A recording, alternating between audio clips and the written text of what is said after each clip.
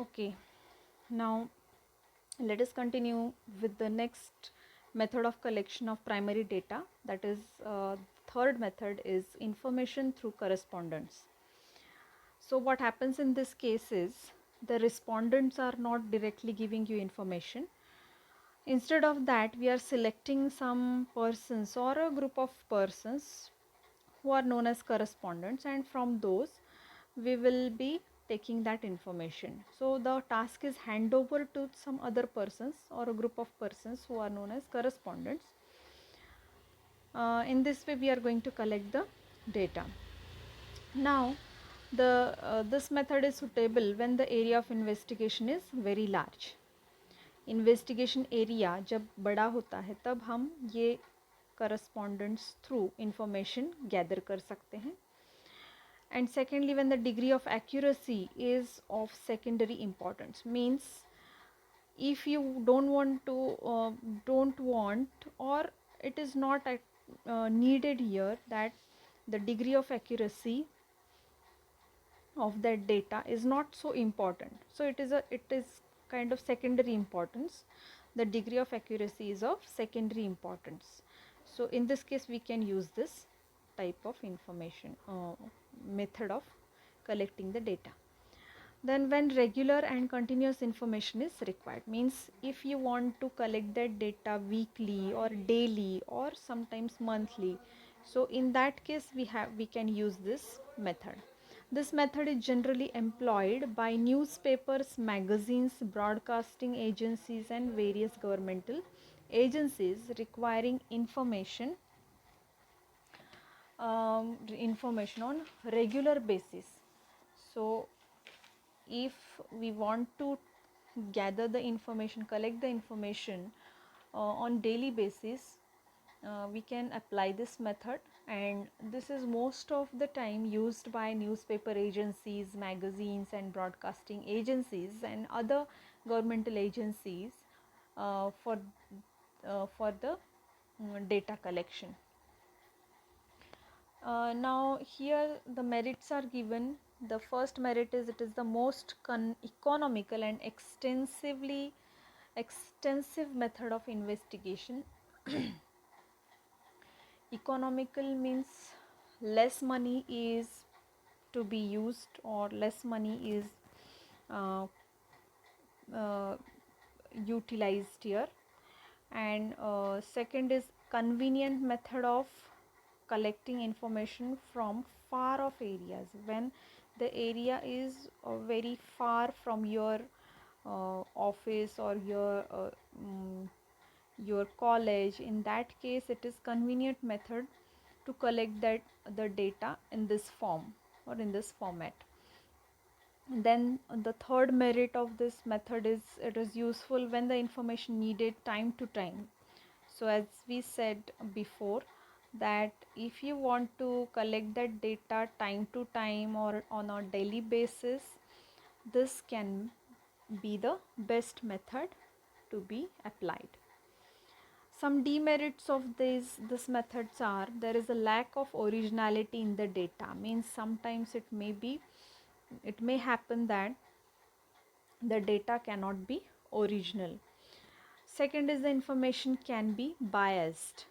So biased means the correspondent may give some dual type of result, or the data or the some kind of biased nature of data can be given. Biased data can be given here.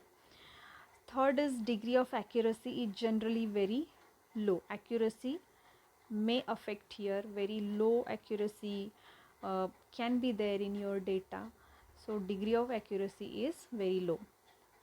Fourth demerit is information made available may be out of date.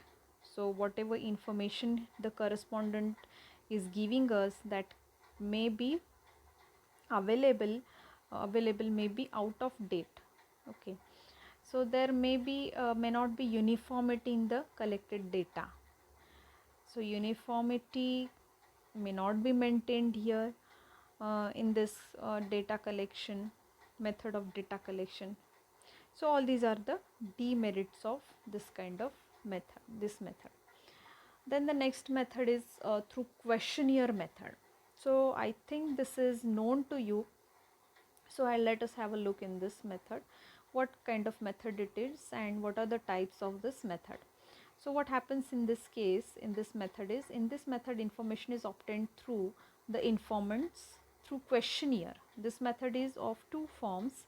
First form is questionnaire sent through post. Okay, so by post we are sending that questionnaire, a list of questions is there, and the questionnaire is sent through the post, and the informant has to give the answers of all those questions. So this questionnaire is mailed to the informants and can be used in the following situations. So let us see which situations are there in which we can use this kind of method. So if the area of investigation is large, if the area is large, then you can send that questionnaire to all those areas, all those means some, if you want to gather the information from some office, so to you have to send it through the post. You can send it through the post and they will send the uh, answers of all those questions back to you, right? Then second is informants are educated and likely to cooperate. So the informants should be educated here and they need to cooperate you in this case. Merits are, it can conveniently used in large area of investigation. Secondly, it is economical and involves less labor and time because you are sending all those questions by post, so it will really help you to uh, means less labor is involved here, labor is not needed, time, within very less time you can get the data, right? The third merit is collected information may be more and reliable. So collected data can be reliable or good, or more reliable, you can trust that data, right? Then original data can be obtained directly, so directly you can obtain the original data. These are some of the merits of this method. Let us see the demerits. Now first demerit is informants may prove uh, uncooperative and may refuse to uh, part with proper information, means the informants may not cooperate you and may refuse to give a proper information, right? Second demerit is information may be biased. Third is informants may not like to provide written information. Okay, so these are some of the problems or the obstacles in this method, that you may not get the proper information, or you the respondents or the person who from whom you are taking that information, he don't want to give you the information or data, correct data, or if the person is ready to give you information but that kind of bias type of information if he is giving, right? So all these things are there in the demerits. Then last demerit is informants may not like to provide written information, and last one is if the questionnaire is complex and it may not be responded. So if the problem here is with the questionnaire itself, if you are providing the questions and those questions are very complex to understand, not easy to understand, so in that case the response may be delayed or the response may not be obtained properly. So all these are the demerits of the method. Then one more method can be used, that is questionnaire sent through enumerator. Enumerator is sending that questionnaire. The enumerator go to the informants with a prepared questionnaire and get the replies to the question. So enumerator is there involved here in this method, and he is giving that ready questionnaire to that person from whom you are taking that information. So this kind of method is used in a public organizations, and the examples are FICCI, that is Federation of Indian Chambers of Commerce and Industry, and the long form of NCAER is National Council of Applied Economic Research. So, from such organizations, uh, you can take the you can send the questionnaire through the enumerators.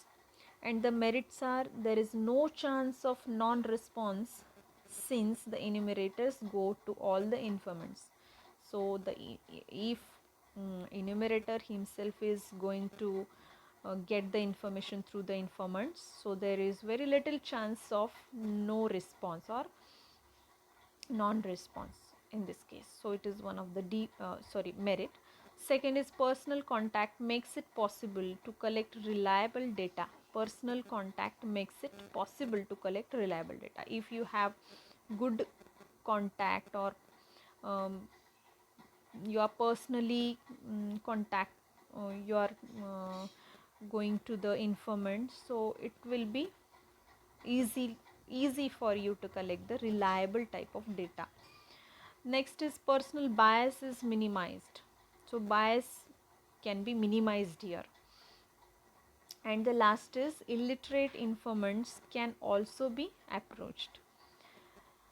So illiterate informants, if he is illiterate, if the person is illiterate, so in this case also he can approach there, and these all are the merits of this method. And the some demerits are also there in this case. The first is costly method, as the enumerator have to be pay for the services. You have to spend more money here. Then time consuming, because the person and informant is, or enumerator has to go to all the places, all the offices to get the data, so it will take time as well as money. Personal bias of enumerator may lead to false results. If the enumerator is biased, okay, so there is a possibility of getting false results in this case. And lastly, this method is used by big organizations, not small. So all these are demerits. So this is about the third and fourth method of collection of data, primary data, that we have seen today, that is information through correspondence and the questionnaire method. Now in the next lecture we will continue with the remaining three methods in the next lecture. So in that lecture we will finish the collection of primary data, methods of collection of primary data. Okay, till then, bye bye.